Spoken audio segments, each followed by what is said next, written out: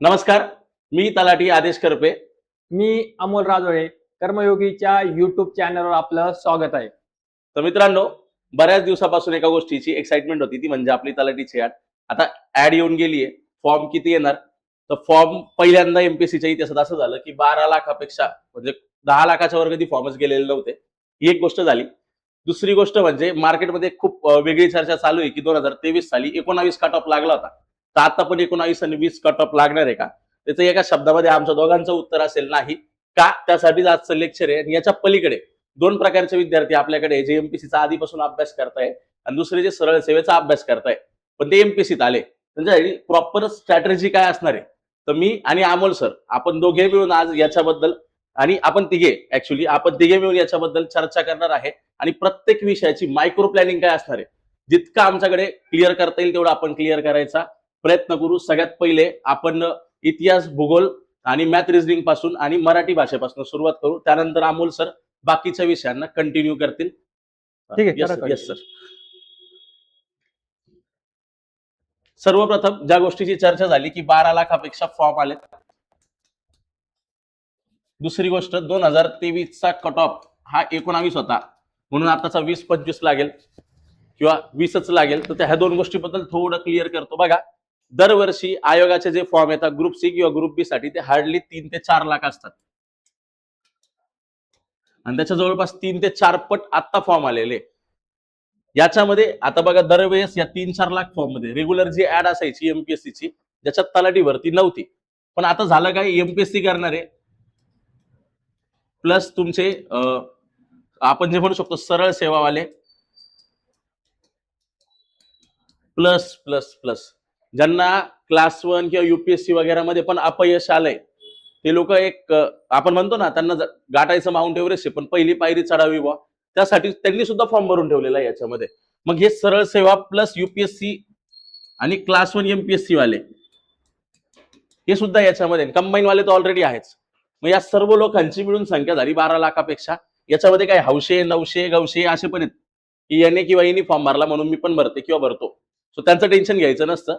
तो मोठा बुडबुडा हा देखील आहे, पण जेवढा माझा अंदाज आहे याच्यामध्ये जेन्युअनली 3 ते 4 लाख लोक हे अभ्यास करणारे आहे, सिरियस अभ्यास करणारे, म्हणजे तुम्हाला कॉम्पिटिशन देऊ शकतात. अजून एक दुसरी रियालिटी तुम्हाला मी सांगतो, ज्या जागा आहेत तुमच्या, जरी आपण म्हणतो 5,500 पेक्षा जास्त, त्यातल्या आरटीओच्या आपण बाजूला ठेवू, फक्त क्लर्क, तलाठी इतर याच्यासाठी आपण बोलतो 5,000 जागा पकडून चालू आपण. आता त्याच्यामध्ये विषय काय माहितीये का, 5,000 जागा प्रत्येकासाठी नाही मित्रांनो, प्रत्येक कॅटेगरी वाईज जागा ही वेगवेगळी असणार आहे. आणि प्रिलिम्सला जरी तुम्हाला हे सगळं सेम दिसलं कट ऑफ, पण मेन्सला हे चित्र बदलतं. मेल वेगळे, फिमेल वेगळे, ह्या देखील गोष्टी होणार आहे. सो ही रियालिटी आतापासून ऍक्सेप्ट करायला तयार व्हा. आणि त्याच्या अनुषंगाने जर आपण पाहिलं, 23ला जेव्हा 19 कट ऑफ लागला, तर आता मार्केटमध्ये चर्चा सुरू झाली की म्हणे कट ऑफ हा 20-25 लागेल. बिलीव्ह मी मित्रांनो, ही एमपीएससी आहे, एवढा कमी कट ऑफ लागूच शकत नाही. आता आमचा क्लास आहे, आम्हाला आमच्या क्लासचे ऍडमिशन वाढवायचे म्हणून बोलतोय का? तर नाही. स्वतःला 20-21 मेनचा अभ्यास आहे. मी स्वतः तलाठी ऑलरेडी, त्याच्या आधी टोटल 3 पोस्टवर निवड झाली, 4थी पोस्ट येणार आहे, म्हणून मी तुम्हाला सांगतोय. अमोल सरांच्या 12-13 पेक्षा जास्त मेन्स झालेल्या आहे, त्यांची पोस्ट येणार आहे. सो माझं म्हणणं काय आहे की एक अनुभवावरून आम्ही बोलतोय, एवढा कमी कट ऑफ लागणार नाही, त्यासाठी तुम्हाला अभ्यास करणं मस्त आहे. तुम्ही क्लासेस लावा का? बिलकुल नाही. तुम्ही सेल्फ अभ्यास करा, तुम्हाला हेल्प करण्यासाठी आम्ही रेडी. त्यासाठीच आपल्याला स्ट्रॅटेजी बनवायची आहे. मग हा हा व्हिडिओचा लॉजिकच बनत नाही की कट ऑफ काय लागेल. मी एवढंच सांगू शकतो, 23 सारखा 19-20 कट ऑफ लागणार नाही. आणि आता सारखा 53-54 सुद्धा कट ऑफ लागणार नाही. तो त्याच्या खालीच असेल. मध्ये मग तो किती असेल हे त्या पेपरवरती डिपेंड आहे. मी परत सांगेल, जो काय 25 ऑक्टोबरचा पेपर येईल त्यावरूनच आपण ठरवू शकतो कट ऑफ 40 लागतोय, 30 लागतोय का 45 लागतोय का 20 पण लागतोय. तो 20 तर लागणारच नाही, पण कमी लागतोय का? सो हे सर्व ठरेल तुमच्या पेपरवरनं. मग आता पेपरच्या गोष्टी तर झाल्या. सर्वात महत्वाची गोष्ट, 5,000 जर जागा आहे आणि जर एमपीएससी 12 पट लोक घेत आहे, तर मिनिमम 60 ते 70,000 लोक मिनिमम हे मेन्स देणार आहे. मिनिमम. मॅक्सिमम ते आयोग 14 पट जर घेतलं तर 84,000 ते 1 लाखापर्यंत देखील संख्या जाते. मग बऱ्याच जणांना असं वाटतंय मी तर असा मेन्सला बसेल किंवा अशी बसेल. बघा, हे बाकीच्यांना पण वाटतंय, उरलेल्या 4 लाख लोकांना सुद्धा वाटतंय. सो तुम्ही त्यांच्यापेक्षा काही वेगळे नाही, हे सर्वांसाठी स्पर्धा ही समान आहे.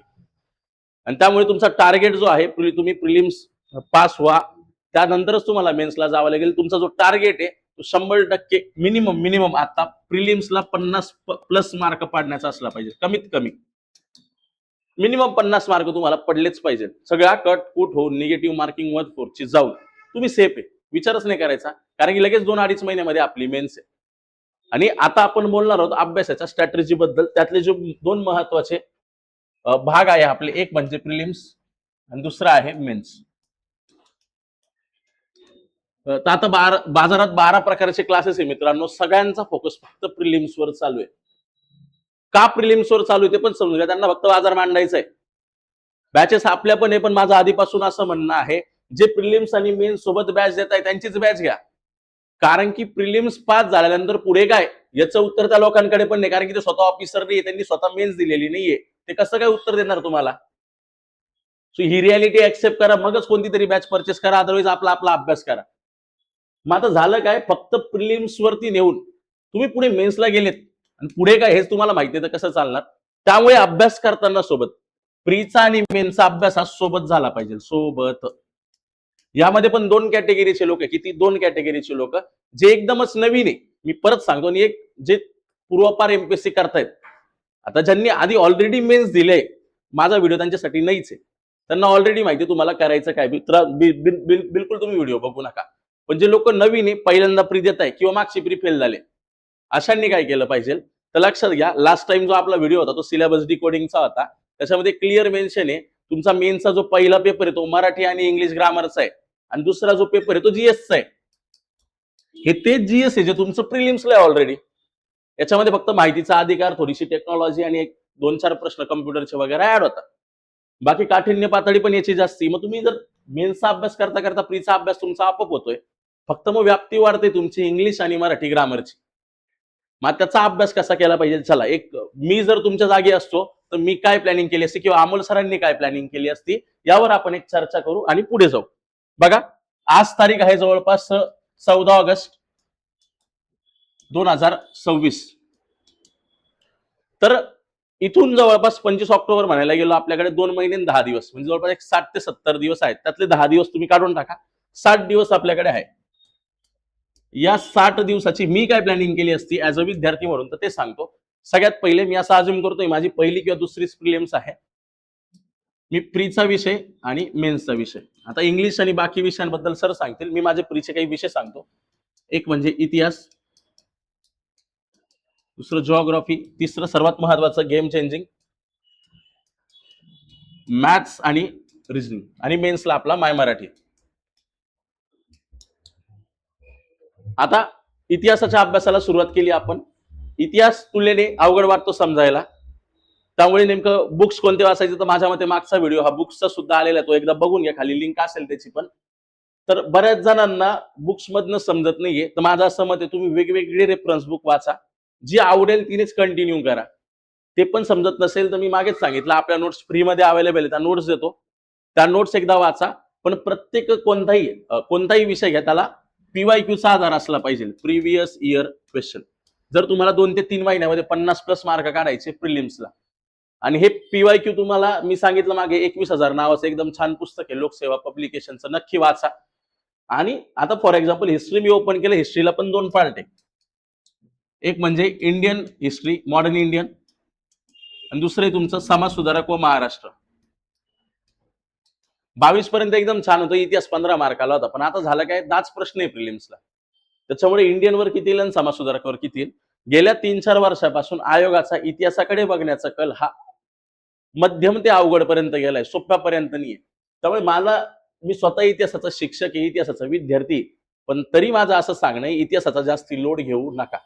तुमचा जो काही बेस आहे, आता बेस म्हणजे काय रे, जर तुम्ही राज्यसेवा करताय ना, तर 20 मे 1498 ला पोर्तुगीज खलाशी वास्को द गामा भारतात आला, हे तुम्हाला माहित पाहिजे.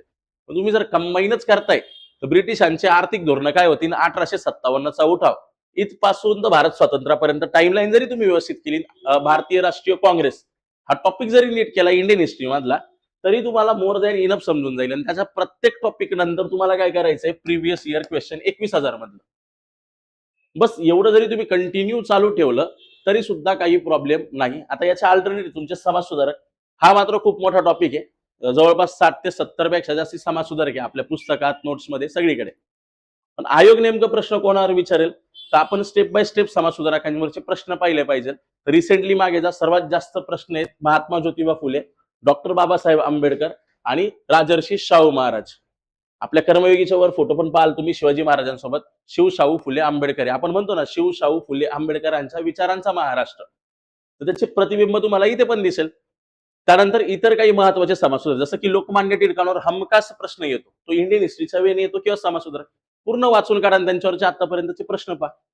टिळक म्हटलं की गोपाळ गणेश आगरकर पण आला, तेही वाचा. देव न मानणारा देव माणूस, लगेच वरती जा. न्यायमूर्ती रानडे असतील, गोपाळकृष्ण गोखले असतील, सर्व सशस्त्र क्रांतिकारक असतील, वासुदेव बळवंत फडकेंपासून सेनापती बापटांपासून तर स्वातंत्र्यवीर सावरकरांपर्यंत. आता कंबाईन करून आयोग प्रश्न विचारायला लागलं. आता मेसला स्वातंत्र्यवीर सावरकरांचा आणि सेनापती बापटांच्या वयामधला फरक विचारला होता आयोगाने. म्हणजे काय लेवलला प्रश्न गेले बघा. तर हे तुमचं कव्हर कुठून होईल मी सांगतो. वाचन तर आहे, वाचनासोबत पचन महत्वाचं आहे मित्रांनो, आणि ते पचन होईल तुमचं 21,000च्या पुस्तकातनं.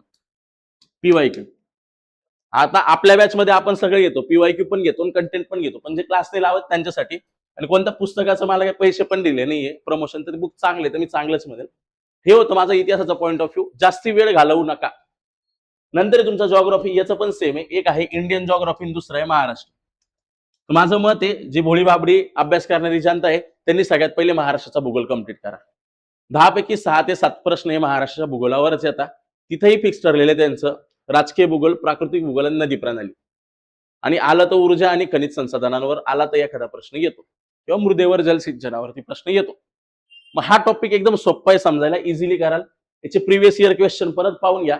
आणि ग्रुप सीचा तुम्ही पेपर देणार आहे ना, तर गेल्या 4 वर्षामध्ये ग्रुप बी आणि ग्रुप सीचे जवळपास 8 पेपर भेटतील. आणि 23चा कॉमन पकडला तर 7. हे 7 प्रश्नपत्रिका एकदा बघा. आपली लेवल कुठपर्यंत जाते ती बघा. आणि क्वेश्चन पेपर अनालिसिस देखील आपण घेणार आहोत, don't worry. So geography, Maharashtra आणि भारत. आता इथे मात्र भारताचा भूगोल थोडासा किचकट जातो, त्यावरही 3-4 किंवा कधी कधी 5 पण प्रश्न येतात. तर माझं असं मत आहे, महाराष्ट्राचा भूगोल पूर्ण करा, पण इंडियन जॉग्राफी तुम्ही लिमिटेड करा. पहिले 2-3 युनिट नदी प्रणालीपर्यंत, त्याच्यानंतर स्किप जरी केलं तरी चालेल, वेळ वाचवा. हिस्ट्री जॉग्राफी मिळून 20 प्रश्न आहे, पण सिलेबस खूप जास्त आहे. आणि एक अजून असा विषय जो जवळपास 20 प्रश्नांना म्हणजेच 20 मार्काला आहे, तो म्हणजे मॅथ्स आणि रिझनिंग. इथे मात्र चुकीला माफी नाही मित्रांनो. मॅथ्स रिझनिंग लहानपणापासून गणित बुद्धिमत्ता आपण शिकत आलोय, स्कॉलरशिपला वगैरे सगळीकडे, नवोदयला सगळीकडे. 10 प्रश्न मॅथ्सचे, 10 रिझनिंगचे, एखादा कमी जास्ती होऊन जातो. जर तुमची प्रॅक्टिस खूप चांगली आधीपासून मॅथ्सला, तर 100% तुम्हाला इथे मॅथ रिझनिंग सोपं जाईल. तुम्ही जे काही बुक करताय, कोणतंही बुक घ्या, मी काय म्हणेल कोणत्याही पब्लिकेशनचं बुक घ्या मॅथ रिझनिंगला, फक्त तुमची प्रॅक्टिस चांगली असली पाहिजे. आणि नंतर एक इन्स्टावरही मी व्हिडिओ टाकलाय, मेन गोष्ट आहे तुमची टाइम मॅनेजमेंट. आता टाइम मॅनेजमेंट मध्ये महत्वाचा रोल प्ले करतो तुमचा मॅथ्स आणि रिझनिंग. गणित आणि बुद्धिमत्तेला कमीत कमी वेळामध्ये तुमचं गणित सॉल्व्ह झालं पाहिजे. बघा 100 प्रश्न आहे, 20 यातले शेवटचे 25 मिनिटं तर द्याल या 20 प्रश्नांना, तर ते जाऊन सॉल्व्ह होतील किंवा डोळ्या खाल्ल्या जातील. जर तुम्ही पहिले 80 प्रश्न सॉल्व्ह करायला जीएसचे जवळपास 50 आणि 40 मिनिटं घेताय मित्रांनो, तर हे प्रश्न सॉल्व्हच होणार नाही. त्यामुळे पहिलं वर्क करायचं आपल्याला टाइम मॅनेजमेंट. त्यासाठी काही गोष्टी आहेत त्या पण मी सांगेल. सो मॅथ रिझनिंग साठी कोणताही सेपरेट बुक घ्या, आणि पीवायक्यू वाईज पण जा आणि टॉपिक वाईज पण जा. किंवा काय असतं माहितीये का, आता for example me maths open केलं, गणित, मला अपूर्णांक, वर्ग, मूळ सगळं सगळं येतंय, पण मला एक टॉपिक अवघड जातोय. काय मला रेल्वे सोपं जातंय, पण बोट प्रवाह अवघड जातंय. 100% तुम्ही बोट प्रवाह टॉपिक करा. काही लोक असे असतात ज्यांना परम्युटेशन, कॉम्बिनेशन, प्रोबॅबिलिटी किंवा चक्रवाढ व्याज म्हणजेच काय कंपाऊंड इंटरेस्ट येत नाही, ते टॉपिक व्यवस्थित करून ठेवा, 100% तुमच्या कामाचे आहेत. रिझनिंग मात्र तसं नाही. रिझनिंग मध्ये तुम्ही 10 पैकी 10 100% घेऊ शकता, जर तुमचा अप्रोच चांगला आहे. रिझनिंग साठी कोणत्या वेगळ्या फॉर्म्युला पाठ करायची गरज नाही, फक्त तुम्हाला बेसिक काहीतरी माहित पाहिजे. त्यासाठी ते सगळे युनिट्स बघा. दिशा ज्ञानवर एक कंपल्सरी प्रश्न येतो. त्यानंतर तुम्ही जर जाल, सिटिंग अरेंजमेंट असेल ते पण आता आयोगाने कमी करून टाकलं. वेन डायग्रामवर एखादा प्रश्न कन्फर्म असतो. सो सोपे सोपे टॉपिक जे आहेत ते रिझनिंगला आहे. किंवा घड्याळाच्या मधला अंश किती काय, असे कॅलेंडरवरचे बेसिक बेसिक क्वेश्चन्स येतात. सो इथे तुम्ही आउट ऑफ घेऊ शकता. बिलीव्ह मी, जर तुम्ही मॅथ रिझनिंग चांगलं केलं, तुम्ही प्री पण पास व्हाल, मेन्स पण पास व्हाल, माझा शब्द आहे. आणि हाच तुमचा गेम चेंजिंग सब्जेक्ट आहे. आणि हे तिघं मिळवले तर जवळपास तुमचे 40 क्वेश्चन 40 मार्क होतात. यासाठी महत्वाचा रोल प्ले करेल तुमचा टाइम मॅनेजमेंट. कारण की गोळा केल्यानंतर तुमच्याकडे एका प्रश्नासाठी किती वेळ आहे, फक्त 34 सेकंद. आणि खरी लढाई इथे, त्यानंतर टेस्ट सिरीज बद्दल पण राहील. आता टेस्ट सिरीज कोणतीच जॉईन करू नका, आपली पण असणार आहे, सगळ्या क्लासेसची असेल. जिथे फ्री भेटेल त्या सगळ्या टेस्ट सिरीज घ्या, पण आता नका, थोडं थांबा 1 महिना. सध्या इथे आपण कुठे आहोत हे चेक करा. हे आणि याचे पीवायक्यू करायला सगळ्यात पहिले जेव्हा तुम्ही 21,000चं पुस्तक ओपन कराल त्याच्यामध्ये सर्वच पीवायक्यू शक्यतो ट्राय करा राज्यसेवेचे प्रश्न स्किप करायला, कारण की ते खूप अवघड असतात. आणि सिलेबस मध्ये जाऊन एकदा चेक करा की कंबाईनला नेमके कोणते कोणते प्रश्न आलेले आहेत. जसं मी इतिहास ओपन केलं, मी पूर्ण ओपन केलं आणि मला दिसतंय युरोपियनचे भारतामध्ये आगमन, पोर्तुगीज असतील किंवा फ्रेंच असेल, यांच्यावर एक सुद्धा प्रश्न नाही कंबाईनला. सगळे प्रश्न राज्यसेवेल. तो टॉपिक तुम्ही आता स्किप जरी केला तरी सुद्धा चालेल. बघा, यांच्या इन डिटेल मध्ये सुद्धा आपण व्हिडिओ बनवणार आहे. प्रत्येक विषयाची तयारी काय असणार आहे, म्हणजे हिस्ट्रीचा अप्रोच काय, जॉग्राफीचा काय, त्याच्यामध्ये मी पीवायक्यू सह सगळं घेऊन येतो की कशावर किती प्रश्न होते काय. आजचा फक्त आपल्याला एक स्ट्रॅटर्जीचा व्हिडिओ की तुम्ही अभ्यास चालू करून द्या, एक एक युनिट वाचायचा, युनिट वाचल्यानंतर तुमचे पीवायक्यू चेक करायचे. आता याच्या पलीकडे जाऊन अजून एक पुस्तक आहे, ते तुम्हाला मी सांगतो, ते म्हणजे तुमचं विश्लेषणाचं पुस्तक. या पुस्तकाला जोड असली पाहिजे विश्लेषणाच्या पुस्तकाची. मग तुम्ही ते लोकसेवाचं घ्या किंवा लॉजिक बुस्टर घ्या किंवा प्रवीण चोरमोले सरांचं घ्या, कोणतेही घ्या, पण हे हे हे पुस्तक तुमच्याकडे 2 पुस्तकं असलेच पाहिजे. एवढं जरी केलं, ज्याचा चांगला अभ्यास आहे त्यांनी एवढं जरी केलं 2 गोष्टी, मॅथ रिझनिंग, तुम्ही जिंकलात. आणि करंट अफेअर्स सर सांगतीलच करंट अफेअर्स बद्दल. सो हे सगळं माझ्या पॉईंट ऑफ व्ह्यूने होतं. मग तुम्ही म्हणाल फक्त प्रिलिम्सचा अभ्यास करायचा का, तर माझं मत नाही. मी जर तिथे असतो ना, 3 महिन्यावरती माझी मेन्स आहे, मी साईड बाय साईड मी सगळ्यात पहिले मराठीचा अभ्यास सुरू केला असता, कारण की 50 प्रश्न आहे ना बस, 100 मार्काला. आणि यात पण 2 भाग आहे मराठीमध्ये. एक तुमचं व्याकरण आहे, खाली तुमचा उतार आहे 5 प्रश्नांना, आणि खाली आहे शब्दसंग्रह. या 3 गोष्टी वेगवेगळ्या गोष्टी आहेत. तुम्हाला पाहिजे व्याकरण तुम्ही वेळेवर करा, व्याकरणाचे काही नियम बदलणार नाही. उतारा वेळेवर करा, तुम्हाला राज्यसेवेच्या सीसॅटची सवय असेल करू पण नका. पण शब्दसंग्रह मात्र टॉपिक मोठा आहे ना, बरोबर. कोल्हा काकडीला राजी, तुम्ही लगेच त्याचा हा काय, गाढवाला गुळाची चव काय, लगेच तुम्ही सांगाल अरे हा अच्छा अशी अशी म्हणे का. पण मी जर तुम्हाला म्हटलं सांगा बरं हलवायच्या घरावर तुळशी पत्र म्हणजे काय, तुम्ही ब्लँक होऊन जाल, तुम्हाला विचार करावा लागेल. म्हणून ती मराठी भाषा जेवढी दिसते तेवढी सोपी नाहीये. मग आपल्याकडे 3 महिने ना, रोजचं तुम्ही, माझं असं वैयक्तिक मत आहे, जर 10 तास अभ्यास करताय, 8 तास अभ्यास करताय, माझ्या मते मिनिमम 7 ते 8 तासाचा अभ्यास झालाच पाहिजे. तर आपण असं जर पकडलं ना 8 तास, त्या 8 तासातले जवळपास 4.5 तास तुम्ही प्रीला द्या, आणि उरलेले 2 ते 2.5 तास ते कमीत कमी दोन्ही लँग्वेजला द्यायला पाहिजे. मग यात तुमचा रोल, मराठीला किती वेळ देत आहे, इंग्लिशला किती देत आहे, पण ऍटलिस्ट मराठीचे शब्दसंग्रह जास्ती नाही सांगत. बघा, मनी चेक करा, 350च्या आसपास मनी पूर्ण करून टाका. 300 पेक्षा जास्ती वाक्यप्रचार आहे, पूर्ण करून टाका. पीवायक्यू मध्ये भरपूर पीवायक्यू ची बुक आहे, तुम्हाला पाहिजे ते घ्या, बरोबर. त्यानंतर तुमचे समानार्थी आणि विरुद्धार्थी शब्द आहे, आणि एका शब्दसमूहाबद्दल शब्दसंग्रह, असे 5 टॉपिक आहेत. हे जरी तुम्ही व्यवस्थित कराल, खूप इंटरेस्टिंग आहे, 1 नंबर मजा येते. आणि अजून एक टॉपिक आहे, एका शब्दाचे अनेक अर्थ, असे 6 टॉपिक आहेत. हे जर तुम्ही आतापासून करायला सुरुवात केली वाचन म्हणून, ठीक आहे, सॉल्व्ह नका करू, आणि जे जे अवघड वाटेल ते हायलाईट करा बस. ज्या दिवशी तुम्ही मेन्सला जाल ना, तुमच्या मनावरचं डोक्यावरचं खांद्यावर आलेला असेल का, कारण की ऑलरेडी तुमचा शब्दसंग्रह हा 20 मार्काचा टॉपिक झालाय, कारण की व्याकरण सध्या 20 ते 25 मार्काला येत आहे. उतारा 5 उरलेल्या 20 मार्कांना शब्दसंग्रह.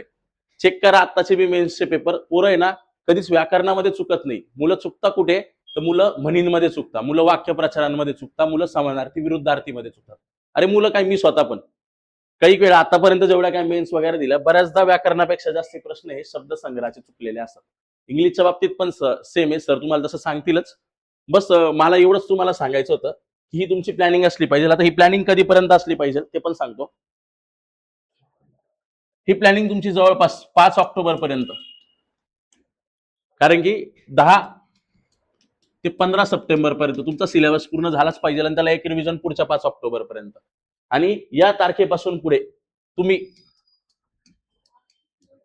आयोगाचे म्हणा किंवा एखाद्या क्लासचे म्हणा, आपले म्हणा, जितका आम्हाला स्वस्तात देता येईल तेवढा, किंवा फ्रीमध्ये देता आले तर फ्रीमध्ये पेपर पोहोचव, डोंट वरी. पण हे सॉल्व्ह करा. आणि कमीत कमी याच्या व्यतिरिक्त टाइम मॅनेजमेंटसाठी फक्त कोणतेच पेपर जे असतात क्लासचे ते आयोगापेक्षा मोठे नाही आहेत. कमीत कमी 15 क्वेश्चन पेपर सॉल्व्ह केले पाहिजे. कमीत कमी बोलतोय मी, जास्तीत जेवढं करा तेवढे करा.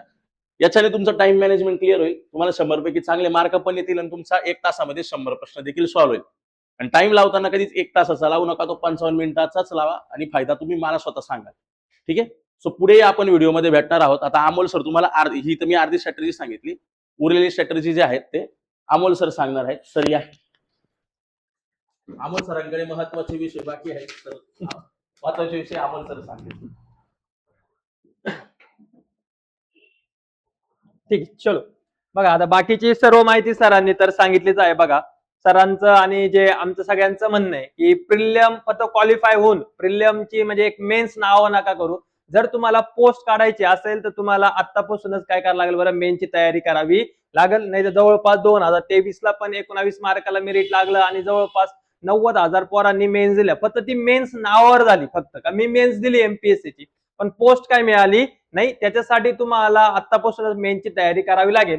मग जो जीएस आहे प्रिलियमचं मेरिट किती पण लागू, आपल्याला याच्याशी काही एवढं घेणं देणं नाही, परंतु जो मेन्सला जो जीएस असणार आहे तुमचा पेपर 2, या जीएस ला तुम्हाला ऍटलिस्ट तुमचे वाले 55 ते 60 क्वेश्चन तुमचे वाले बरोबरच पाहिजे. म्हणजे ज्याला पोस्ट मिळते त्याला जीएस ला ज्याचे 55 ते 60 क्वेश्चन बरोबर राहतात त्यालाच पोस्ट मिळते. म्हणून आतापासूनच प्रिलियम आणि मेन्स असं तुमचा जीएसचा काय पाहिजे बरं अप्रोच पाहिजे. आणि याच्यामध्ये जे 2 विषय जे इम्पॉर्टन्स आहे प्रिलियमला पण आणि मेन्सला, 2 म्हणजे 3 परंतु 2 बघा कोणते, तर एक आहे तुमचा मॅथ आणि काय बरं रिझनिंग आणि एक आहे तुमचा काय बरं पॉलिटी. म्हणजे प्रिलियमला पण याच्यावाले जवळपास 35 क्वेश्चन आहे दोघांना मिळून, 20 मॅथ रिझनिंगचे आणि 15 काय बरं पॉलिटीचे. आणि इकडे पण तुम्हाला जर मेन्सला गेले तर जवळपास 37 क्वेश्चन आहे. बघा किती क्वेश्चन आहे बरं, 37. आपल्याला मार्क मेन्सला पाडायचे किती बरं, 55 ते 60 क्वेश्चन तुमचे राईट पाहिजे. बघा मी मार्काने म्हणत क्वेश्चन म्हणतोय, तर हे 2 विषयांनाच बघा किती वेटेज आहे बरं, 37 क्वेश्चन तुमचे वाले काय बरं मॅथ आणि पॉलिटीला. आता मॅथला सरांनी सर्व तुम्हाला सांगितलंय, पण आता पॉलिटी बद्दल काय, तर पॉलिटी बद्दल बघा, जर पॉलिटी बद्दल तुम्ही मार्केटमध्ये गेले तर खूप मोठे मोठे पुस्तकं तुम्हाला बघायला भेटतील. आता एवढा वेळ नाही आपल्याकडे बुक्स वाचण्यासाठी.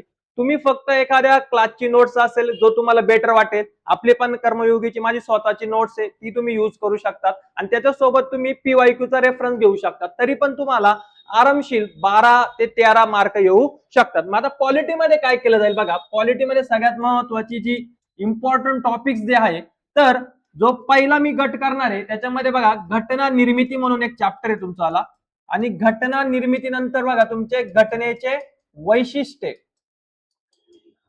आणि याच्यानंतर सरनामा. हा जो गट आहे बघा, या गटावरती तुम्हाला मॅक्सिमम प्रश्न सापडतात. जवळपास तुम्हाला इथेच 3 ते 4 क्वेश्चन तुम्हाला काय बरं सापडतात. लक्षात प्रिलियमला पण आणि काय बरं मेन्सला पण. आपली घटनेची निर्मिती कशी झाली, कॅबिनेट मिशन वगैरे सर्व गोष्टी असेल तुमच्या. जे 25 भाग आहे त्या भागांवरती प्रश्न येतात, जे शेड्यूल्स आहे त्या शेड्यूल वरती तुम्हाला प्रश्न येतात. वैशिष्ट्य बघितली तर बघा ती तुम्हाला माहित पाहिजे, संघ राज्यात्मक कोणती वैशिष्ट्ये, एकात्मक कोणती वैशिष्ट्ये, याच्यावरती भरपूर प्रश्न विचारले. नंतर उसनेवारीवरती पण दरवर्षी तुम्हाला प्रश्न विचारला जातो. आणि सरनामा, त्या सरनामावरती पण तुम्हाला एक तरी प्रश्न विचारला जातो. तर या गटावरतीच तुम्हाला जवळपास 3 ते 4 क्वेश्चन येतात. दुसरा जो गट आहे बघा तुमचा, दुसरा गट बघा तुमचा कलम जर घेतले आपण तर कलम 1 पासून ते कलम 51 पर्यंत. लक्षात आहे 1 ते 51. मग याच्यामध्ये काय काय येतं तुमचं, भाग 1 येतो तुमचा नागरिक तत्व येतं, मूलभूत अधिकार येतो, मार्गदर्शक तत्व येत्या, मूलभूत कर्तव्य येत्या. तर याच्यावरती पण तुम्हाला जवळपास 3 ते 4 क्वेश्चन तुम्हाला सापडतात.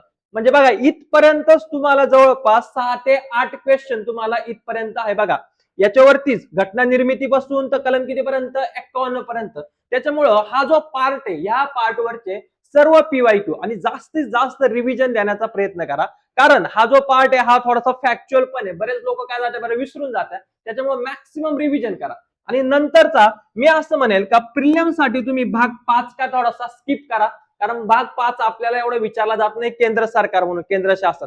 तुम्ही डायरेक्टली राज्य शासनावरती फोकस करा. मग त्याच्यामध्ये राज्यपाल असेल तुमचा, त्याच्यामध्ये तुमचा मुख्यमंत्री असेल, नंतर तुमचं राज्य विधिमंडळ असेल, आणि नंतर तुमचं काय बरं हायकोर्ट असेल बघा, उच्च न्यायालय. एवढं तुम्ही फोकस करा. याच्यावरती पण तुम्हाला आरामशीर 3 ते 4 क्वेश्चन तुम्हाला इथे काय बरं पडतात. लक्ष ठेवायचंय. आता आपल्याकडे राष्ट्रपती, पंतप्रधान, संसद, आता कारण संसद खूप अवघड आहे. जे मुलं पहिल्यांदा स्टार्ट करते अभ्यासाला त्यांनी भाग 5 स्किप केला तरी चालेल. थोडस फक्त लिंकेज लावून बघायचं काय चेंजेस आहे भाग 5 आणि भाग 6 मध्ये, काय करू शकतो. परंतु जे जुने मुलं आहेत त्यांनी आता अटेम्प्ट दिलेले त्यांनी मात्र भाग 5 चांगला रिवाइज करायचा, सोबत भाग 6 पण करायचा.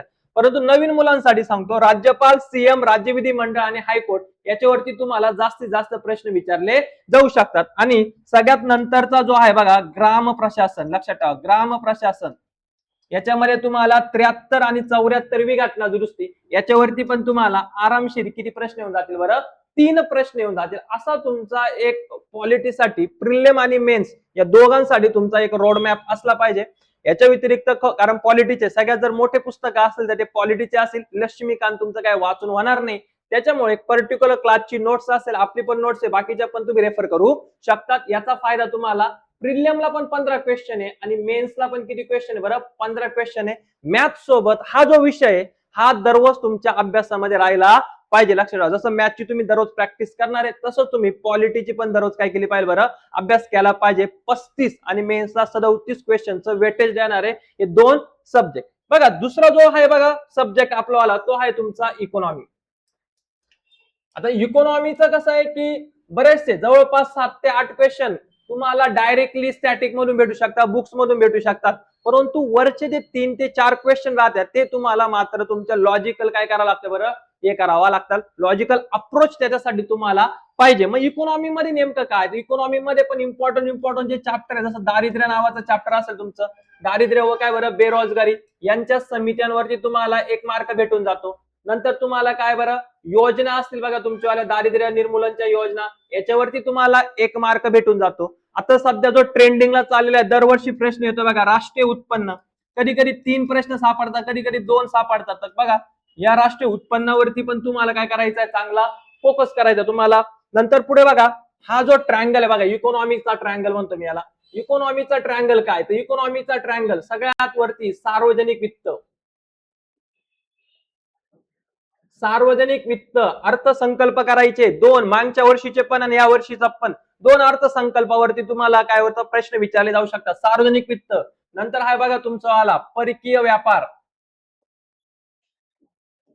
याच्यावरती पण तुम्हाला प्रश्न विचारला जातो. आणि नंतर आहे तुमची बँकिंग, आरबीआय आणि त्याची मॉनिटरी पॉलिसी. बघा या ट्रायंगल वरती जास्त फोकस करा, हे 3-4 टॉपिक आणि हा ट्रायंगल याच्यावरती जास्त फोकस करा. तुम्हाला इकॉनॉमिकला जवळपास 8-9 मार्क जरी आले तरी तुमचा सफिशियंट स्कोर असेल. इकॉनॉमीसाठी पण तुम्ही एक चांगली नोट्स वाचू शकतात, कारण बुक्स पण त्याच्यावाले खूप मोठे मोठे, दीपस्तंभाचे बुक आहे, देसले सरांचं ते खूप मोठे, राज्यसेवेसाठी त्याचा वापर केला जातो. त्याच्यामुळे चांगली नोट्स किंवा PYQ याचा आधार घेऊन आपण इकॉनॉमी कव्हर करू शकतो. आता राहिला प्रश्न बघा सायन्सचा, कोणत्या सब्जेक्टचा राहिला बरं, सायन्स.